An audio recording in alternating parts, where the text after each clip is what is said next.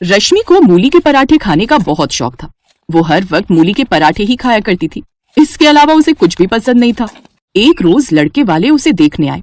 पंडित जी ने बताया कि आपका परिवार तो बहुत संस्कारी है।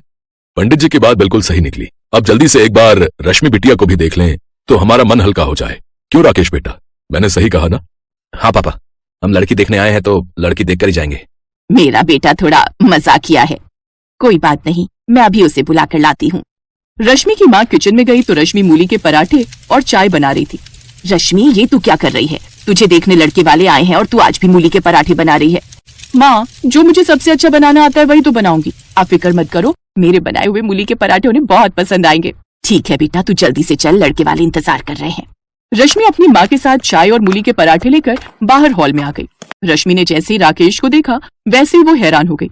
राकेश भी उसे देखकर हैरान हो गया। रश्मि तुम? राकेश, तुम तो बहुत बड़े हो गए। बेटा, क्या तुम दोनों एक दूसरे को पहले से जानते हो? माँ, ये मेरे साथ स्कूल में पढ़ती थी। उस समय तो ये बहुत छोटी थी, हर वक्त नाक बहाया करती थी। लेकिन सबसे ज्यादा नंबर मेरे ही आते थे। तुम हर वक्त मैडम से मार खाया करते थे। चलो, ये अच्छा है कि दोनों पहले से ही एक दूसरे को जानते हैं। दोनों बचपन के दोस्त हैं तो एक दूसरे को अच्छी तरह जानते भी होंगे। लेकिन फिर भी मैं तुम दोनों से पूछना चाहूंगी कि क्या तुम दोनों एक दूसरे से शादी करने के लिए तैयार हो? माँ, अगर ये पहली वाली रश्मि होती तो मैं मना कर देता, लेकिन अब तो रश्मि काफी सुंदर लगने लगी है और पढ़ाई लिखाई में, समझदारी में तो ये पहले से ही अच्छी है। मैं तो शादी करने के लिए तैयार हूँ, लेकिन एक बार आप रश्मि से भी पूछ लो, क्योंकि मैं जबरदस्ती किसी लड़की के साथ शादी नहीं करना चाहता। तुम बताओ, मेरे बेटे से शादी करना चाहती हो या नहीं? राकेश ने बिल्कुल सही कहा। किसी अनजान लड़के से शादी करने से अच्छा है मैं राकेश से ही शादी कर लूं। तो इस तरह राकेश और रश्मि की शादी तय हो गई। विदाई होने के बाद रश्मि और राकेश गाड़ी से आ रहे थे। तभी अचानक रास्ते में रश्मि को मूली के बहुत सारे खेत दिख गए। राकेश, तुम्हें पता है ना कि मैं बचपन में अपने टिफिन बॉक्स में हर रोज मूली के पराठे लाया करती थी। यहाँ तक कि स्कूल के बाहर खेतों में जो बहुत सारी मूली लगी होती थी उन्हें तोड़कर मैं कच्चा ही खा जाया करती थी। हाँ रश्मि, मुझे अच्छी तरह पता है, तुम्हें जहाँ भी मूली दिखाई देती है तुम उन्हें तोड़े बिना नहीं रुकती। तो सामने देखो ना, कितने सारे मूली के खेत हैं। मुझे मूली खेतों से उखाड़ना बहुत अच्छी तरह से आता है। थोड़ी देर के लिए गाड़ी रोको ना, बस 2-4 मूली ही तोड़ूंगी। यार रश्मि, अब तुम बड़ी हो गई हो, छोटी बच्ची हो क्या? रश्मि बच्चों की तरह जिद करने लगी। नहीं, मुझे मूली चाहिए, मुझे मूली चाहिए, मुझे अभी मूली चाहिए, मुझे मूली चाहिए, मूली चाहिए। गाड़ी रोको, मुझे अभी मूली चाहिए। अरे ड्राइवर भैया, गाड़ी रोक दो, वरना ये रास्ते भर रोती रहेगी। राकेश उसी वक्त रश्मि के साथ उन खेतों में गया और उसके साथ मिलकर मूली उखाड़ने लगा। 2-4 मूली तोड़कर वो लोग घर आ गए। घर में उसके सास ससुर ने गृह प्रवेश किया और दोनों अपने अपने कमरे में आ गए। लेकिन सपने में रश्मि वही सपना देखने लगी जब वो दोनों मूली तोड़ रहे थे।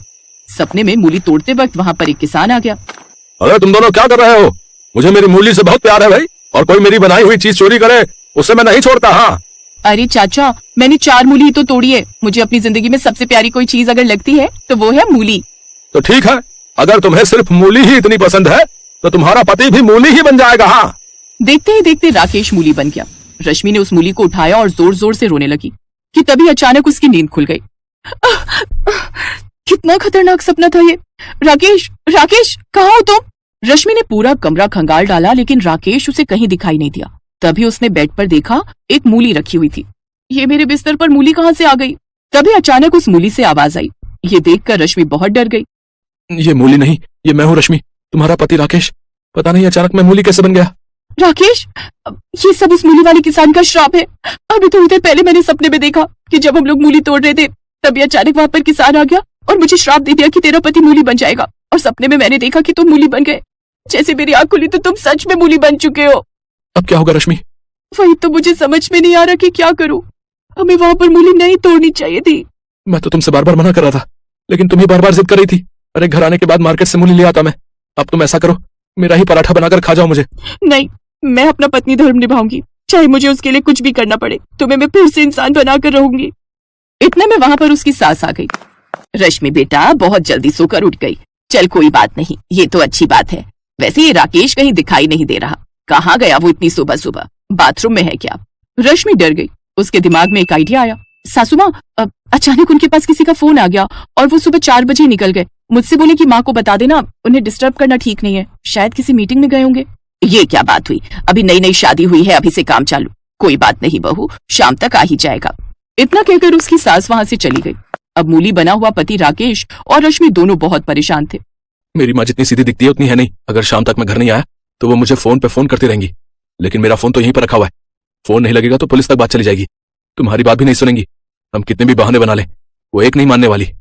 वो मेरे ऑफिस तक पहुंच जाएंगी, वहां पहुंचकर सारी सच्चाई पता चल जाएगी। अरे बाप रे राकेश, ऐसा करते हैं, मैं तुम्हें पर्स में रख लेती हूँ और उसी खेत में जाती हूँ, देखती हूँ क्या हो सकता है। सभी को खाना खिलाने के बाद जब उसकी सास अपने कमरे में आराम करने लगी, तब रश्मि ने अपने मूली पति को बैग में रखा, फिर बाहर जाकर गाड़ी स्टार्ट की और उसी खेत के पास पहुंच गई जिस खेत से उसने मूली तोड़े थे। तभी रास्ते में उसे एक बाबा मिल गए। बाबा, आप चंडिका मंदिर में रहते हो ना? मैं वहाँ पर हर रोज आती थी, आपको याद आया? इस बाबा से कुछ भी नहीं छुप सकता बेटा। तुम्हारा नाम रश्मि है, तुम्हारी शादी भी हो गई। बाबा, मेरी कल ही शादी हुई है और मेरे साथ एक बहुत बड़ी दुर्घटना हो गई। आओ गाड़ी में बैठो, मैं आपको सब बताती हूँ। रश्मि ने बाबा को सारी बात बता दी। अरे रश्मि, मुझे अपने पर्स से बाहर निकालो, मेरा दम घुट रहा अंदर।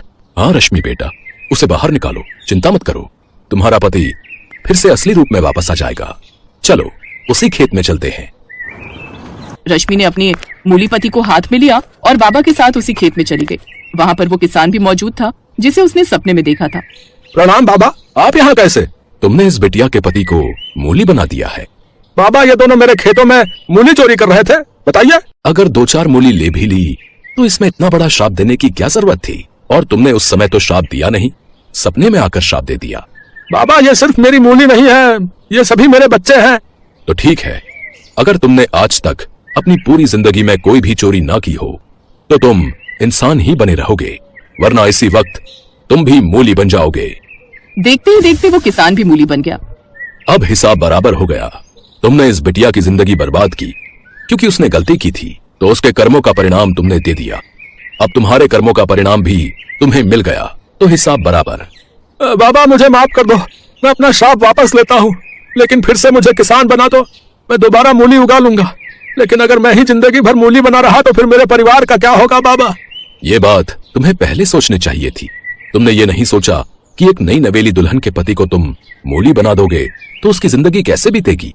कम से कम उसे एक मौका तो देना चाहिए था। तुमने उसके सपने में जाकर उसे मूली बना दिया, सोचा भी नहीं कि क्या होगा इस बच्ची का।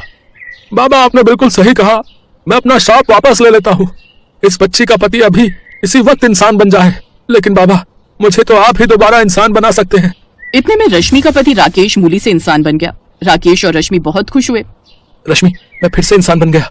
बाबा, आपका बहुत बहुत धन्यवाद। हम दोनों इस किसान से माफी मांगते हैं। आज के बाद हम कभी आपके खेतों में चोरी नहीं करेंगे। लेकिन बाबा, इस बेचारे किसान को इंसान बना दो, वरना इसके परिवार का क्या होगा? बेचारा गरीब किसान है। बाबा ने तुरंत उस किसान को मूली से इंसान बना दिया। अब रश्मि अपने पति को लेकर घर वापस आ गई। वो दोनों अपना जीवन सुखी सुखी बिताने लगे। सुहानी अपने पिता महेंद्र के साथ रूपनगर में रहती थी। बचपन में जब सुहानी की माँ का देहांत हो गया तो उसके पिता ने दूसरा विवाह कर लिया। सुहानी की सौतेली माँ सुधा शादी के बाद अपनी बेटी ज्योति को भी साथ लाई थी। सुहानी और ज्योति अब बड़ी हो चुकी थी। सुहानी देखने में बहुत सुंदर थी। उसके लंबे काले और घने बाल उसकी सुंदरता में 4 चांद लगा देते थे। ये देखकर सुधा सुहानी से बहुत ईर्ष्या करती थी। एक दिन, ज्योति, तुझे कितनी बार बोला है तू भी सुहानी जैसे सुंदर बालों वाली बन। देख उसके बाल कितने काले, लंबे और घने हैं। पता नहीं कितने महंगे महंगे इत्र और खुशबू वाली जड़ी बूटियां लाकर दी हुई हैं। पर तुझे घूमने से फुर्सत मिले तो तू बालों पर ध्यान देना। सुहानी को देख कितने सुंदर बाल है उसके। माँ, सुहानी के बाल बचपन से ही बहुत सुंदर हैं। मेरे बाल उसके जैसे नहीं है तो इसमें मेरी क्या गलती है? सुधा, सुहानी के लिए जो रिश्ते की बात की थी उन लोगों को सुहानी पसंद आ गई है। वो लोग अगले महीने ही विवाह के लिए बोल रहे हैं। मैं सुहानी को ये खुशखबरी बताकर आता हूँ। पिताजी, मैं आपको छोड़कर कहीं नहीं जाऊंगी। मुझे कोई विवाह नहीं करना। नहीं सुहानी बिटिया, हर कन्या के पिता को यह आस होती है कि उसकी पुत्री विवाह करके सकुशल अपनी ससुराल जाए। और फिर धर्मचंद जी जाने माने व्यापारी हैं, तो उनके पुत्र के साथ बहुत खुश रहेगी। और फिर सुहानी की शादी धर्मचंद जी के बेटे सुमेर चंद के साथ हो जाती है। सुहानी को अच्छा और पैसे वाला घर मिलता देख सुधा जलन से भर जाती है। मेरी पुत्री ज्योति का रिश्ता भी तो इतने बड़े सेठ के घर हो सकता था, पर इस सुहानी की वजह से ये संभव नहीं हो पाया। मैं भी देखती हूँ इसका विवाह इतने बड़े घराने में कैसे होता है। मेरी ये दवाई अपना असर दिखा देगी। सुहानी, जाओ जल्दी से स्नान कर लो, फिर विवाह के लिए तैयार भी होना है। हे भगवान, मेरे बाल कहाँ गए? मेरे सिर के तो सारे बाल गायब हो गए। ये कैसे हो गया? मैं गंजी हो गई। मेरे बाल कहाँ चले गए? पिताजी, पता नहीं, मैं नहाकर बाहर आई हूँ तो देखा मेरे सिर पर बाल नहीं है। पिताजी, अब मैं क्या करूँ? हे राम, ये क्या हो गया? तुम्हारे बालों से ही तो तुम्हारी सुंदरता थी, अब तुम गंजी हो गई हो। अब तो कोई भी तुमसे विवाह नहीं करेगा। ये सब क्या हो गया प्रभु? मेरी बेटी के साथ ऐसा क्यों हुआ? मेरी बेटी ने कभी किसी का बुरा नहीं चाहा, फिर उसको ही ये दुख क्यों मिला? सुहानी का रिश्ता टूट जाता है। महेंद्र भी सुहानी को लेकर अब बहुत दुखी रहने लगा था। सुहानी जब अपने पिता को दुखी देखती तो वो भी फूट फूट कर रो पड़ती थी और ऐसा होते देख सुधा और ज्योति मन ही मन बहुत खुश होती थी। अब तो नगर के लोग भी जब सुहानी को देखते तो उसे गंजी कहकर उससे डर कर भाग जाते। अरे ये गंजी लड़की कितनी बदसूरत दिखाई पड़ती है। हाँ बहन, इसे देखकर तो डर लग रहा है। चलो यहाँ से चलते हैं। हे भगवान, सब लोग मेरे से नफरत करते हैं। मेरे भी सपने थे कि मेरा विवाह होगा, मैं भी अपने ससुराल जाऊंगी। मेरे सारे सपने चूर चूर हो गए। मेरी वजह से मेरे पिताजी भी आज दुखी है। फिर मैं जीकर क्या करूंगी। तभी सुहानी के सामने उसकी माँ प्रकट होती है। माँ, आप कहाँ चली गई थी मुझे इस दुनिया में अकेला छोड़कर? मैं तुम्हारी मदद के लिए धरती पर आई हूँ। तुम बहुत अच्छी लड़की हो। अब तुम्हें निराश होने की आवश्यकता नहीं है। मैं तुम्हें ऐसे बाल दूंगी जिन्हें देखकर लोग तुम्हें कभी नहीं भूल पाएंगे। मैं तुम्हें सोने चांदी के बाल प्रदान करूंगी। जैसे ही सुहानी की माँ सुहानी के सिर पर हाथ फेरती है, सुहानी के सिर पर सोने चांदी के बाल आ जाते हैं। सोने चांदी के सुनहरे चमकते बाल सुहानी की खूबसूरती को और बढ़ा रहे थे। माँ, ये सोने चांदी के बाल तो बहुत खूबसूरत है। आपका बहुत बहुत धन्यवाद। आपने मुझे फिर से सुंदर बना दिया। आपने मेरी सारी परेशानी दूर कर दी। खुशी खुशी अपने घर जाओ सुहानी। अब कभी भी उदास नहीं होना। मेरा आशीर्वाद सदैव तुम्हारे साथ है। सुहानी खुशी खुशी घर की ओर चल पड़ती है। तभी रास्ते में नगर के राजकुमार की सवारी जा रही थी, इसलिए रास्ते पर चलते लोगों को कुछ देर के लिए रुकने के लिए कहा जाता है। नगर के राजकुमार को देखने के लिए कितनी भीड़ लग गई है। भीड़ में से निकलने की कोशिश करती हूँ। ये सोने चांदी के बाल वाली लड़की, अरे भीड़ में इसका चेहरा दिखाई नहीं पड़ रहा। कितने सुंदर बाल हैं इसके। कहाँ गायब हो गई? हम रथ से उतर कर भी नहीं जा सकते। ओहो, कितने सुंदर बाल थे उसके। वो तो खुद भी कितनी खूबसूरत होगी। सुहानी घर पहुंचती है। मैं अपने बालों को इस दुपट्टे से ढक लेती हूँ, नहीं तो माँ ढेरों सवाल पूछ लेंगी। मैंने इसकी ऐसी हालत कर दी है कि इसे अपने गंजे सिर को छुपाना पड़ता है। माँ, तुमने बहुत सही किया इस सुहानी के बाल गायब करके। सुहानी अपने कमरे में आ जाती है। उधर राजकुमार सूरज सिंह सुहानी के ही ख्यालों में डूबा हुआ होता है। वो सुहानी को याद करते हुए एक तस्वीर बनाता है। राजकुमार सूरज सिंह, आपके स्वयंवर की सारी तैयारियां हो गई हैं। दूर दूर से राजकुमारियों के लिए संदेश भिजवाया गया है। पर ये तुम क्या बना रहे हो? बिना चेहरे की तस्वीर? पिताजी, ये तस्वीर उस लड़की की है जिसके सोने चांदी के बाल हैं, और मैंने निश्चय किया है कि मैं इसी लड़की से विवाह करूंगा। बस मुझे उसे ढूंढना है, और वो कहाँ मिलेगी मैं यही सोच रहा हूँ। पुत्र, सोने चांदी के बाल वाली लड़की सिर्फ कहानियों में होती है। तुम ऐसी लड़की कहाँ ढूंढोगे? ये जिद छोड़ दो। पिताजी, चाहे मुझे पूरे नगर में ऐलान ही क्यों ना करवाना पड़े, मुझे सोने चांदी के बाल वाली लड़की ढूंढनी है, और जिस लड़की के भी बाल सोने चांदी के होंगे मैं उसी से विवाह करूंगा। सेनापति जी, नगर में ढिंडोरा पिटवा दिया जाए। जिस लड़की के भी बाल सोने चांदी के हैं हम उसी लड़की से विवाह करेंगे। राजकुमार के कहने पर नगर में ढिंढोरा पिटवा दिया जाता है। क्या राजकुमार सूरज सिंह उस लड़की से विवाह करेंगे जिसके बाल सोने चांदी के होंगे? मैं कल ही अपनी बेटी ज्योति के बालों में सोने और चांदी का पानी लगा दूंगी। राजकुमार को क्या पता लगेगा, और विवाह के बाद तो उन्हें ज्योति को स्वीकारना ही होगा। हाँ, ये ठीक रहेगा। सुधा की तरह ही नगर में बहुत सी औरतों ने जब ये बात सुनी तो उन्होंने अपनी लड़कियों के बालों में सोने और चांदी का पानी लगा दिया। अब तो नगर की बहुत सी लड़कियों के बाल सोने और चांदी के लगने लगे। ये देखकर सेनापति असमंजस में पड़ गया और वो राजकुमार सूरज सिंह के पास पहुंचा। राजकुमार सूरज सिंह जी, बहुत ही बड़ी समस्या आ गई है। नगर में जो भी लड़कियां विवाह योग्य हैं, उन सभी लड़कियों के बाल सोने और चांदी के प्रतीत हो रहे हैं। समझ में नहीं आ रहा है कि कौन सी लड़की है जिसके बाल सचमुच सोने चांदी के हैं। सच का पता लगाने के लिए मेरे पास एक उपाय है। नगर की सभी लड़कियों को राजमहल में बुलाया जाए। सेनापति नगर की सभी लड़कियों को राजमहल में आने का संदेशा देता है। ये लड़की कौन है? इसे भी महल में चलने का आदेश दो। सेनापति जी, पर ये तो गंजी है। सेनापति सुधा की बातों पर ध्यान नहीं देता और ज्योति के साथ साथ वो सुहानी को भी राजमहल ले जाता है।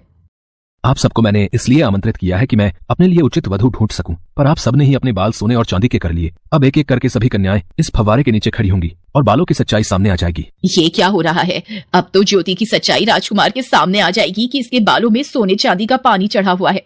एक एक करके सभी लड़कियां फव्वारे के नीचे खड़ी होती हैं और उनके बाल धुलकर पहले जैसे हो जाते हैं। बस ये आखिरी लड़की रह गई है राजकुमार, इसे भी फव्वारे के नीचे खड़ा करना है। पर ये तो गंजी है, इसके बाल तो मैंने ये मैं क्या बोलने जा रही थी।